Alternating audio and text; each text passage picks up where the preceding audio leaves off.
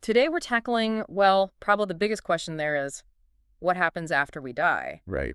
But the source material for this deep dive is a little different. It's not a sacred text. It's actually a diagram. Yeah, it's literally titled The Spiritual Roadmap of Afterlife. And it reads almost like an instruction manual, doesn't it? It does. It presents the afterlife less as a mystery hmm and more like a system, a process with clear inputs and outputs. So for our mission today, we're not really here to debate whether this map is true or not. I mean, how could we? Exactly. Instead, we're going to explore the logic it lays out. And it's split right down the middle. On one side, the materialist misconception. And on the other, the spiritual reality. Let's start with the misconception. The graphic is a silhouette of a human head just filled with gears.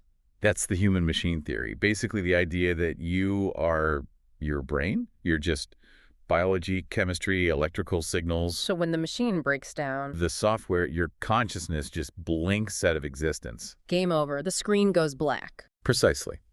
And the source calls this a fundamental error.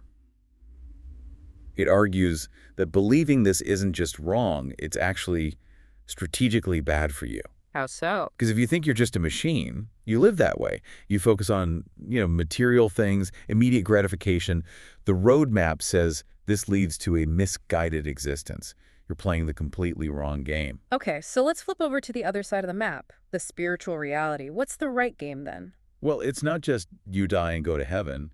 It's more granular. The very first step is labeled the intermediate zone.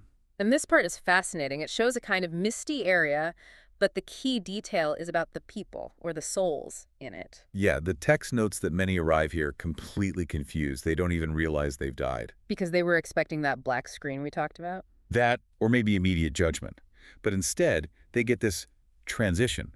It implies you don't instantly get all the answers. You kind of bring your earthly confusion with you at first. That's a temporary phase. Right. Which leads to step 2, sorting. And the imagery here is more familiar. There's a big set of scales, a path leading up to heaven, a path down to hell. Standard stuff. But the criteria for the sorting, Mm, that's the pivot point of this entire document. it's not what I expected. It's not your faith or your internal thoughts or even your good intentions. The text is very explicit. It says you are sorted based on your life's influence on others. Wow. So it's entirely external. Entirely. It's not, did I try to be a good person? It's, did my being here actually lift someone else up, or did it push them down? Yes. Your whole life gets boiled down to that one relational metric, the ripple effect you've created. Which brings us to the final part of the map, the ultimate purpose. And there's a compass here. And the term they use is reverse engineering your life. So working backward from the end goal. Exactly.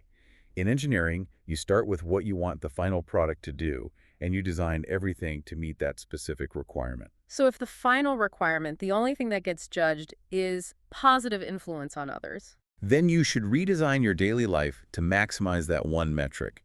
You stop worrying about the gears, the status, the money, because according to this map, that data doesn't transfer. the only thing that makes it through is your impact on people. It's almost like a productivity hack for the soul, isn't it? Yeah. It just simplifies every decision. So to recap the logic, the materialist view is a trap. After death, there's a confusing intermediate zone, then a sorting. And that sorting uses one single key performance indicator, Yeah. your influence on others. The actionable advice is to use that as your compass right now. It's a powerful framework, so we'll leave you with a thought to chew on. If this roadmap is right, and only your external impact counts, think about the last conversation you had today. When that single interaction is placed on the scales, which way does it tip? And is it heavy enough to even matter? Thanks for diving in with us. We'll see you next time.